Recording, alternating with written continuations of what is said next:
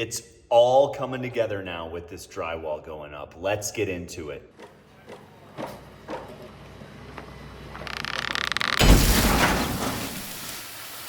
What's going on, guys? Welcome back to another episode of Detached Garage. If you've been following along on Instagram, you've probably already seen this or a version of this going up.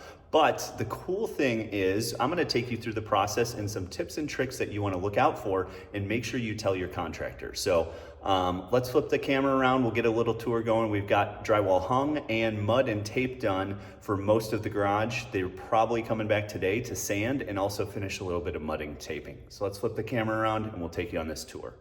All right, guys, so a little bit of a view of what it's like to walk out of the house into the garage. So we've got mudding and taping pretty much complete. So except for a few areas. So we've got this corner, which is a tough corner to do because it's a 45-degree corner, and you've got the supports that you typically put up on the 90-degree corners. So I think we've got to get this done, and then everything else is pretty well finished, except for a few screw heads here that we're missing. So one of the things that you want to be on the lookout for is actually, do you want a drywall return?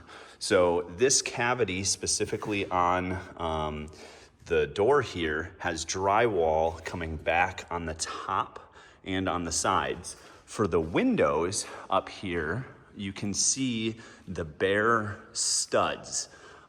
So it depends what kind of trim you're gonna do, but if you want a drywall return where the drywall goes all the way to the window, make sure you call that out to your contractor, because that's a very big thing that you need to think about. So we've got our water spigot here. We've got our outlets for where the cabinets are gonna go. Everything is shaping up to work out really, really well. So overall, the next step here is going to be sanding, probably another coat of mud, and then we will be looking at what we are going to do for the wall coverings.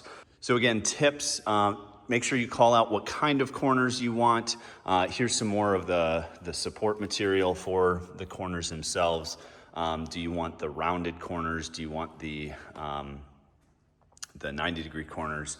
And then make sure you go through and tell them whether you want drywall returns or if there's anything extra special you want. Also, depending on the level of finish you want, level 5 is the highest, and that's gonna be the most expensive because there's multiple more days of coating and sanding and then letting it dry and then coming back and then coating and sanding and letting it dry. So there's a lot more of that going on.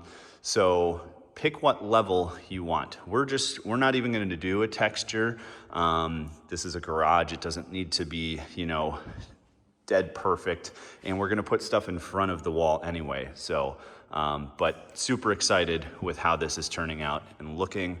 We're getting very, very close to being able to start picking out colors and adding a little bit more color to this currently a little bit dull garage. So we'll jump to the time lapse now if you want to stay around. Some of you enjoy the time lapse, some of you don't. I'm trying a new thing on this video. It's going to be a real short video right now if this is where you leave us. But if you want to watch the time lapse and the process of hanging and mudding and all of this, I will jump to that right now. And if you're leaving now, thank you so much for watching Detached Garage, and I hope to catch you on the next episode.